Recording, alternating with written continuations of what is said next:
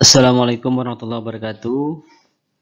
Alhamdulillah pada video kali ini saya Herlan Firmansyah bisa sharing kembali, dan pada video kali ini kita akan mencoba untuk mengkaji tentang konsumsi dan investasi. Tema ini merupakan tema yang berkaitan dengan kajian ekonomi makro, dan kalau di kampus ini bagian dari silabus mata kuliah ekonomi makro ya. Nah, untuk mengawalinya saya mulai dari sini. Kita mulai dari siklus ekonomi Keynesian. Dalam kajian teori ekonomi makro kita mengenal John Maynard Keynes sebagai pelopor untuk kajian ekonomi makro modern dengan mazhab Keynesiannya dan karya monumentalnya ya, yang membantah kajian sebelumnya yang disajikan dalam The Wealth of Nations oleh Adam Smith, yang kita kenal dengan mazhab klasik kalau Adam Smith-nya. Kalau ini disajikan oleh John Maynard Keynes yang kita kenal sebagai mazhab Keynesian. Nah, ini sebuah siklus ekonomi Keynesian. Nah, dari mana kita membaca siklus ini? Tentu kita mulai dari key ya. Kita mulai dari produksi. Jadi setiap produksi, nah sisi ini produksi nih ya, setiap produksi barang dan jasa ya, pasti akan melahirkan pendapatan. Setiap kegiatan produksi pasti akan melahirkan pendapatan bagi para pemilik faktor produksi. Nah, kita ketahui faktor produksi itu ada 4, kita kenal ya, yang secara umumnya. Pertama ada yang disebut dengan tenaga kerja, yang kedua ada tanah, atau dalam referensi lain mungkin disebutkan yang pertamanya adalah sumber daya alam atau tanah, yang keduanya itu ada sumber daya manusia atau tenaga kerja, kemudian ada juga moda dan skill ya. Nah, setiap mereka yang memiliki faktor produksi maka akan mendapatkan pendapatan ketika ada proses produksi. Ya, ketika ada proses produksi. Pemilik faktor produksi tenaga kerja akan mendapatkan upah atau wage. Pemilik faktor produksi tanah akan mendapatkan sewa atau rent. Pemilik faktor produksi modal akan mendapatkan interest, ya, bunga. Pemilik faktor produksi skill tentu akan mendapatkan laba. Jadi kalau ditambahkan seluruh jenis pendapatan tadi yang dimiliki atau terima oleh para pemilik faktor produksi, yaitu sewa ditambah dengan gaji atau upah ya, wage, ditambah dengan bunga, ditambah dengan laba, itu semua bisa menjadi pendapatan nasional dengan pendekatan pendapatan. Nah, jadi saya tegaskan kembali, setiap kegiatan produksi atau dilambangkan dengan Ki pasti akan melahirkan pendapatan bagi para pemilik faktor produksi. Dikemanakan pendapatan itu oleh mereka yang mendapatkannya? Maka pendapatan tersebut akan dikeluarkan, akan dibelanjakan, ya, akan dibelanjakan. Nah, saya simbolkan atau disimbolkan dengan Z, Z. Jadi setiap pendapatan akan menjadi pengeluaran. Pengeluaran siapa ya? Kita kenal yang mengeluarkan itu adalah rumah tangga ekonomi ya. Kita kenal ada 4 rumah tangga ekonomi. Ada rumah tangga konsumen, ada rumah tangga produsen, ada pemerintah dan rumah tangga luar negeri. Nah, setiap rumah tangga ekonomi tersebut yang 4 masing-masing memiliki pengeluaran. Rumah tangga konsumen pengeluaran disebut dengan konsumsi atau C. Rumah tangga produsen pengeluaran disebut dengan investasi. Rumah tangga pemerintah pengeluaran disebut dengan government expenditure. Rumah tangga luar negeri pengeluarannya disebut dengan ekspor neto, yaitu ekspor dikurangi dengan impor. Nah, kalau ini digabungkan semua, C ditambah I ditambah G ditambah X min M, itu hasilnya adalah pendapatan nasional dengan pendekatan pengeluaran. Nah, jadi dari sini tadi saya tegaskan kembali, setiap pendapatan akan menjadi pengeluaran. Pengeluaran siapa? Pengeluaran rumah tangga ekonomi. Ya, pengeluaran rumah tangga ekonomi. Yang pengeluarannya ada 4 ini: konsumsi, investasi, government expenditure, dan ekspor neto, ekspor min impor. Nah, setiap pengeluaran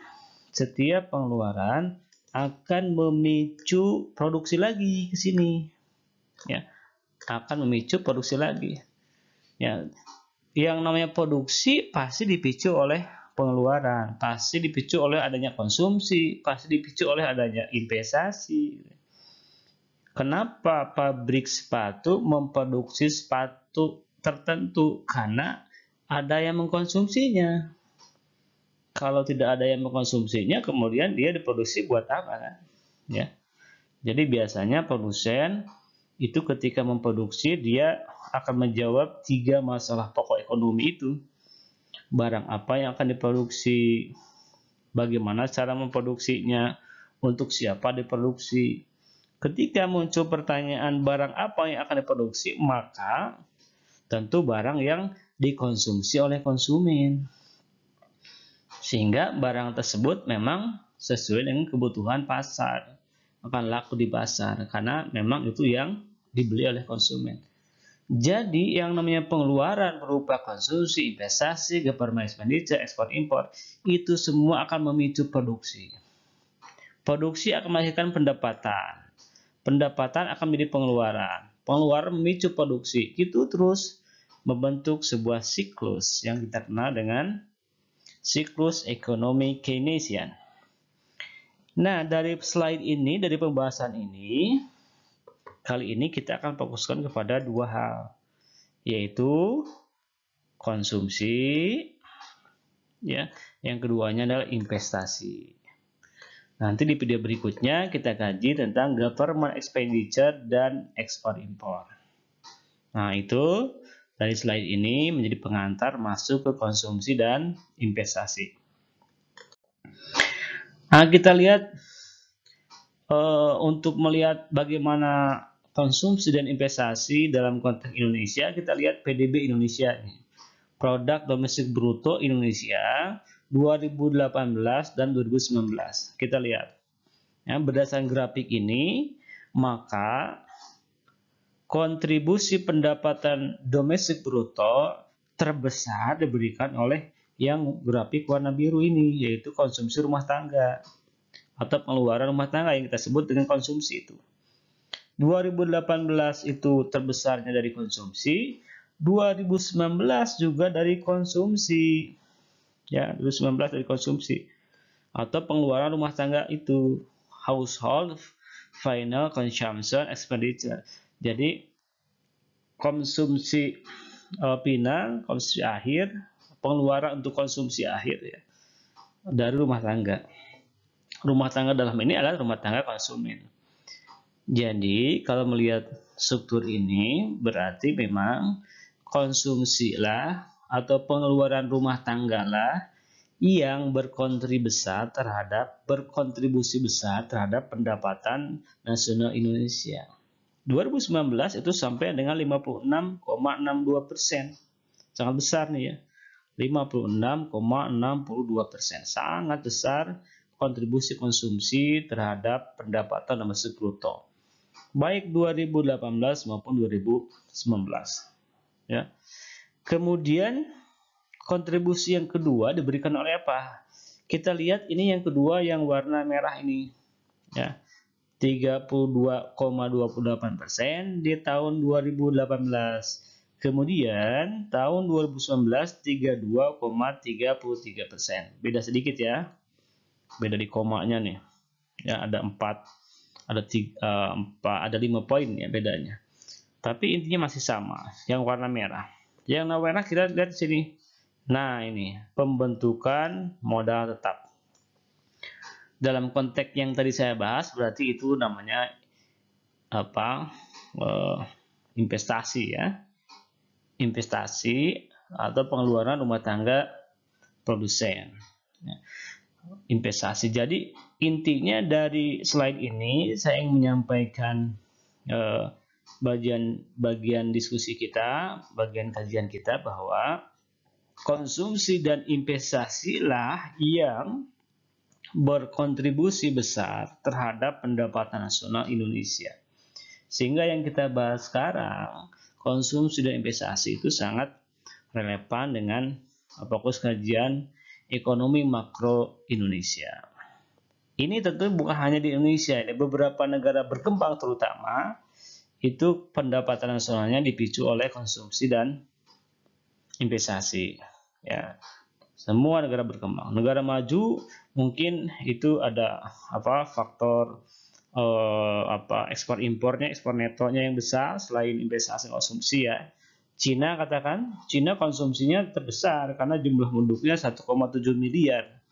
Itu juga berpengaruh ya, jumlah penduduk itu berpengaruh juga terhadap konsumsi selain tentunya adalah perilaku konsumen itu sendiri.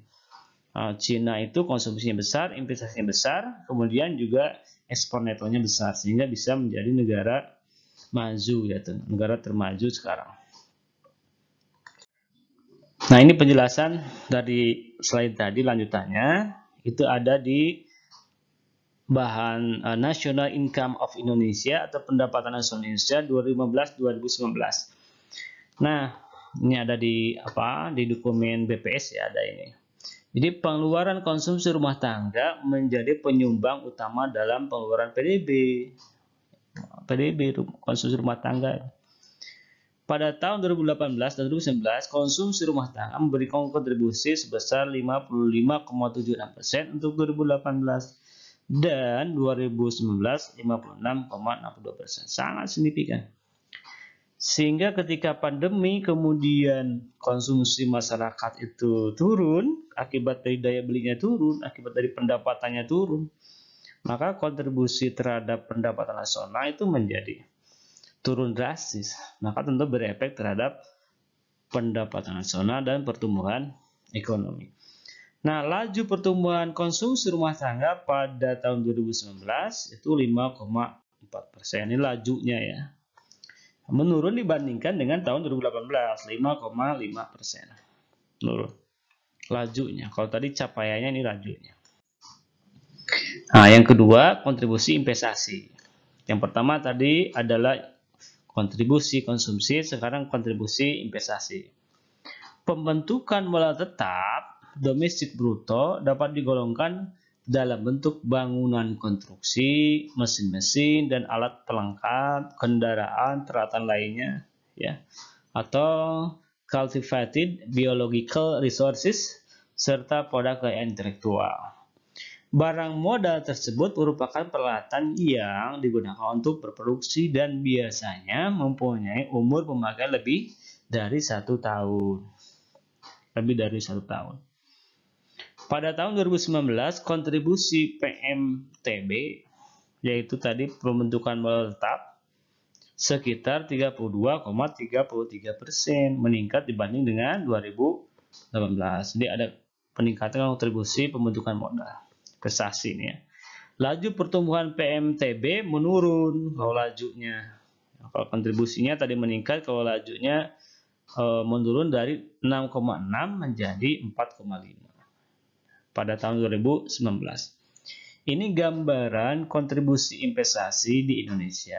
Sebelumnya tadi kita mengkaji kontribusi konsumsi di Indonesia sebagai bahan kajian, sekaligus juga agar kajian kita itu kontekstual dengan kondisi makroekonomi di negara kita. Nah, berikut kita kaji konsumsi. Konsumsi dalam konteks makroekonomi adalah konsumsi rumah tangga. Dalam hal ini rumah tangga konsumen. Rumah tangga memerlukan uang untuk konsumsi dari mana? Ya, atau diperolehnya dari apa? Diperolehnya dari hasil penjualan faktor produksi di pasar input. Jadi konsumen mendapatkan pendapatan yang kemudian dikeluarkan untuk belanja dari mana? Dari hasil aktivitasnya menjual faktor produksi di pasar faktor produksi atau kita kenal dengan pasar input. Nah, konsumsi rumah tangga merupakan fungsi dari pendapatan disposable. Ya, kalau di bentuk persamaan ini C sama dengan fungsi daripada YD. YD itu pendapatan disposable. Bisa dikaji lagi. Konsep pendapatan nasional itu diantaranya ada yang kita kenal dengan disposable income. YD atau DI, disposable income itu kalau kita mengingat lagi di kajian yang lain, ya, dalam konsep pendapatan nasional itu rumusnya adalah personal income dikurangi dengan pajak langsung. Ya. Tapi dari poin ini intinya adalah bahwa C dengan fungsi daripada YD. Artinya apa? Konsumsi itu akan meningkat kalau pendapatan meningkat. Ya.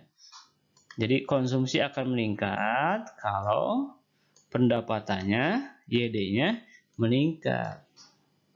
Kalau pendapatannya meningkat, atau kebalikannya ya, kalau pendapatannya meningkat, otomatis konsumsi juga akan meningkat. Semakin besar pendapatan, semakin besar konsumsi. Karena konsumsi merupakan faktor dari pendapatan atau fungsi dari pendapatan disposable. Jika pendapatan naik, maka konsumsi juga akan naik. Berapa besar kenaikan konsumsinya ketika pendapatan disposable naik? Maka ada faktor lain yang pengaruhinya. Ya. Nah, ini kita kenal ya. Jadi faktor makro yang mempengaruhi pendapatan disposable itu diantaranya ini. Kesempatan kerja, pajak langsung, marginal propensity to consume, dan MPS. Marginal propensity to save. Nah, tadi di slide sebelumnya, berapa besar atau berapa persen kenaikan konsumsi ketika pendapatan naik? Maka itu diantaranya tergantung kepada ini, marginal propensity to consume sama marginal propensity to save. Kecenderungan seseorang untuk menaikkan konsumsinya ketika pendapatan naik, itu MPC namanya, atau kecenderungan seseorang untuk menaikkan tabungan ketika pendapatan naik, itu namanya MPS. Mana yang lebih besar?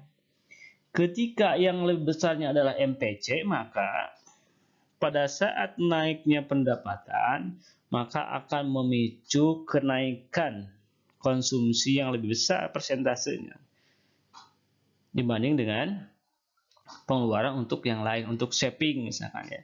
Tapi kalau MPS-nya lebih besar daripada MPC, maka ketika terjadi kenaikan pendapatan, maka yang lebih besar persentase kenaikannya itu adalah saving, bukan konsumsi. Jadi besar kecilnya MPC dan MPS mempengaruhi berapa persen kenaikan konsumsi dan berapa persen kenaikan tabungan pada saat pendapatan seseorang itu meningkat. Nah, itu dipengaruhi oleh MPC dan MPS. MPC dan MPS ini akan mempengaruhi yang namanya pendapatan disposable. Ya, selain itu adalah kesempatan kerja juga ya. Jadi kalau ada investasi, di situ ada kesempatan kerja, otomatis orang bekerja, di situ punya pendapatan. Tentu pendapatan disposable akan meningkat. Pajak langsung juga itu berpengaruh. Ya, kita kenal secara umum berdasarkan sifatnya ya. Itu pajak itu ada direct tax, ada indirect tax, ada pajak langsung dan pajak tidak langsung. Pajak langsung ini contohnya ya PPh, ya PBB, PKB. Nanti di kajian perpajakan bisa dikaji ulang apa itu pajak langsung, apa itu pajak tidak langsung. Nah, berikutnya, konsumsi merupakan faktor terbesar yang menyumbang pendapatan nasional di negara berkembang. Ya, jadi negara berkembang itu umumnya perilaku konsumennya memang sangat konsumtif, itu berpengaruh terhadap kontribusi konsumsi dalam pendapatan nasional. Yang kedua, negara berkembang umumnya jumlah penduduknya besar. Misalkan Indonesia, India, jumlah penduduknya besar. Ya, Brazil juga sama. Itu negara-negara dengan jumlah penduduk terbesar di dunia, ya, selain Cina dan Amerika. Nah, jumlah penduduk yang besar tentu itu menjadi potensi pasar dan potensi konsumsi yang sangat besar. Ya, karena bicara kalau di Indonesia saja 270 juta, bicara makan pagi, makan siang, makan sore, 200 juta saja yang makan, itu berapa kebutuhan beras? Ya, berapa kebutuhan gula? Apalagi Cina yang penduduknya 1,7 miliar misalkan. Maka jumlah penduduk sangat besar ya, pengaruhnya terhadap konsumsi. Ya, negara berkembang umumnya perilaku konsumennya memang konsumtif. Yang keduanya karena secara demografi sangat besar wilayahnya dan juga penduduknya besar. Di antara faktornya adalah jumlah penduduk dan MPC. Nah, ini MPC ya. Jadi kalau jumlah penduduknya besar, pasti konsumsi besar.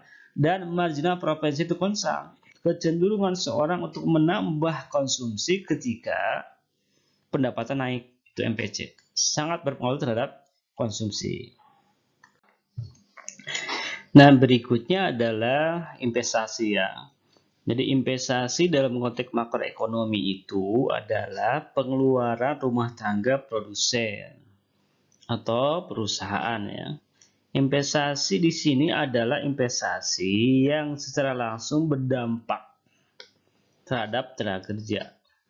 Ya, berdampak langsung terhadap tenaga kerja, terhadap output, ya, juga terhadap tingkat harga. Ya, ketika produsen melakukan investasi pembangunan pabrik, misalkan ya pembangunan kawasan industri, itu pasti akan berdampak terhadap tenaga kerja, juga output yang dihasilkan, juga terhadap tingkat harga. Ketika pasokan meningkat akibat produksi, akibat investasi kan, itu akan mempengaruhi tingkat harga yang berlaku. Karena pasokan tentunya bertambah di situ, pasokan bertambah akan mempengaruhi variabel harga. Nah, investasi pada instrumen keuangan tidak masuk dalam perhitungan pendapatan nasional karena tidak secara langsung berhubungan dengan variabel kunci makro. Ya, jadi kalau investasi di portofolio keuangan itu tidak secara langsung berpengaruh terhadap tenaga kerja. Ya, kita misalkan membeli sukuk, membeli obligasi atau saham atau reksadana itu kan secara tidak mempengaruhinya tidak secara langsung atau tidak secara langsung berpengaruh terhadap penyerapan tenaga kerja, terhadap output dan juga terhadap tingkat harga. Karena instrumen keuangan itu kan dia masuknya bisa ke pasar uang atau ke pasar modal dulu untuk bisa masuk ke sektor realnya, untuk bisa masuk ke pasar barangnya ya. Jadi tidak secara langsung berpengaruh terhadap tenaga kerja, output dan tingkat harga. Sehingga investasi pada instrumen keuangan tidak masuk dalam perhitungan pendapatan nasional karena tidak secara langsung berhubungan dengan variabel kunci makroekonomi. Nah, itu. Nah, berikutnya investasi yang diperhitungkan adalah pengeluaran rumah tangga, ya, pengeluaran rumah tangga produsen untuk barang modal dan persediaan masih baru. Jadi yang diperhitungkan itu adalah pengeluaran rumah tangga produsen untuk barang modal dan persediaan barang baru. Investasi dapat bersumber dari pelaku ekonomi dalam negeri maupun pelaku ekonomi luar negeri investasi asing. Ya, apalagi sekarang perekonomian kita terbuka, dipicu juga oleh perdagangan internasional, oleh perjanjian-perjanjian internasional yang membuka peluang untuk adanya free trade area, maka investasi itu memang sangat besar peluangnya untuk terjadi lintas negara atau yang kita kenal dengan investasi asing. Ya. Nah, berikutnya, faktor-faktor apa saja yang mempengaruhi investasi? Yang pertama adalah marginal efficiency of capital. Ya, tingkat keuntungan yang diharapkan atas keputusan investasi atau marginal efficiency of investment. Jadi berapa kira-kira tambahan keuntungan atau tingkat keuntungan yang diekspektasikan ketika seseorang melakukan keputusan investasi. Itu sangat besar pengaruhnya terhadap keputusan investasi. Ketika ekspektasi returnnya besar, perkiraan keuntungan yang diharapkannya besar, maka akan sangat besar pula pengaruhnya terhadap keputusan investasi. Itu faktor pertama. Yang kedua, tingkat suku bunga. Kita kenal ada fungsi investasi. Fungsi investasi itu adalah fungsi yang menghubungkan antara tingkat suku bunga dan investasi yang hubungannya berbanding terbalik. Ya, yang hubungannya berbanding terbalik. Itu fungsi investasi atau kita kenal fungsi yang menjelaskan hubungan antara investasi dan tingkat suku bunga yang hubungannya berbanding terbalik. Yang ketiga, iklim investasi. Iklim investasi itu terkait dengan kondisi ekosistem, kondisi lingkungan, tempat di mana investasi itu ditanam. Ya. Ketika iklim investasinya bagus, misalkan perizinannya mudah, kondisinya di situ aman, tidak banyak pungutan-pungutan liar, ya. Kemudian juga potensi pasarnya bagus, kemudian mungkin juga di situ kondisi tenaga kerjanya bagus, ya. Itu bisa dikatakan iklimnya bagus, maka investasi juga itu akan menjadi sangat potensial untuk berkembang. Kemudian yang berikutnya insentif pajak. Ini pajak ini kan bagian dari biaya investasi ketika seorang produsen untuk melakukan investasi, ya. Bisa juga pajak ini menjadi variabel pembentuk harga, sehingga kalau pajaknya besar tentu harganya naik sehingga tidak bisa kompetitif di pasar global atau di pasar. Nah, sehingga yang namanya insentif pajak ini sangat besar pengaruhnya. Ketika suatu negara memberikan insentif pajak, maka itu akan memicu investor, pengusaha untuk melakukan investasi. Nanti di slide berikutnya saya akan berikan contoh insentif pajak ya di dalam konteks negara kita. Kemudian stabilitas pasar barang, yang jelas ya. Karena pasar barang itu atau pasar komoditi itu atau sektor real itu ada tempat di mana barang yang diproduksi itu diperjualbelikan. Ya. Ketika barang hasil produksi itu bisa diterima di pasar karena pasarnya stabil, maka akan memperlancar proses produksi. Ya, kalau produksinya lancar, otomatis kan investor akan senang dan dia akan meningkatkan kapasitas produksinya, akan menambah investasinya. Jadi kalau pasar barang stabil itu akan membuat para investor itu semangat untuk meningkatkan nilai investasinya, ya, untuk menggenjot, untuk menambah nilai investasinya. Yang terakhir, variabel kebijakan seperti upah, ya. Di negara kita dikenal ada upah minimum kabupaten, upah minimum provinsi. Besarnya upah itu berpengaruh besar terhadap investasi. Ketika upahnya terlalu mahal, rata-rata biasanya pengusaha pindah lokasi. Ya, kalau karyawan itu 10.000, selisih 1 juta aja upah karyawan, maka akan sangat berpengaruh terhadap overhead bulanan kan. Ya. Fixed cost, variable cost-nya akan berpengaruh kalau upahnya itu terlalu mahal. Makanya rata-rata kalau kawasan kabupaten yang sudah tinggi upah minimum kabupatennya atau upah minimum kotanya, UMK-nya, maka pengusaha biasanya beralih kepada kabupaten kota yang upahnya masih rendah. Karena berpengaruh terhadap biaya bulanan, ya, overhead bulanan dalam menggaji karyawan. Nah, kalau upahnya besar, maka investor biasanya juga enggan investasi di situ.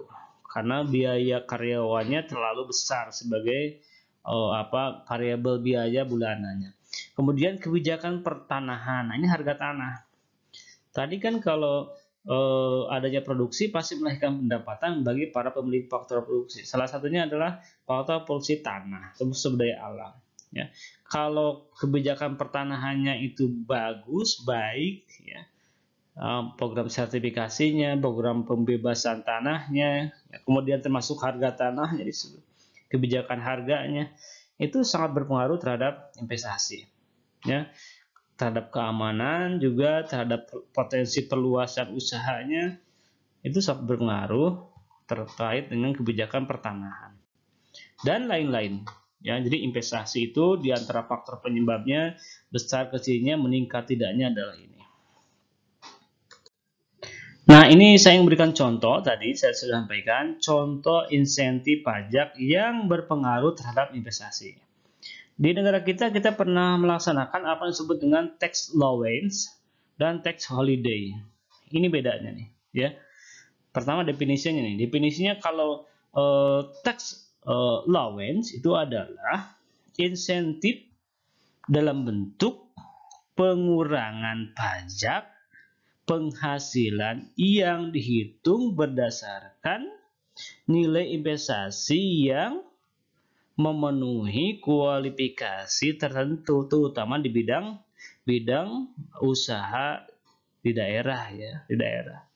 Sedangkan yang namanya tax holiday itu adalah, ya, pembebasan pajak untuk perusahaan yang menentukan modal baru, ya, atau menanamkan modal baru ke seluruh negara dalam periode tertentu. Jadi pembebasan pajak, kalau tax holiday itu sifatnya pembebasan pajak.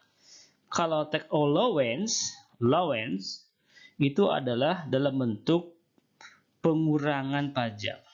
Yang satu itu penghapusan, yang keduanya pengurangan.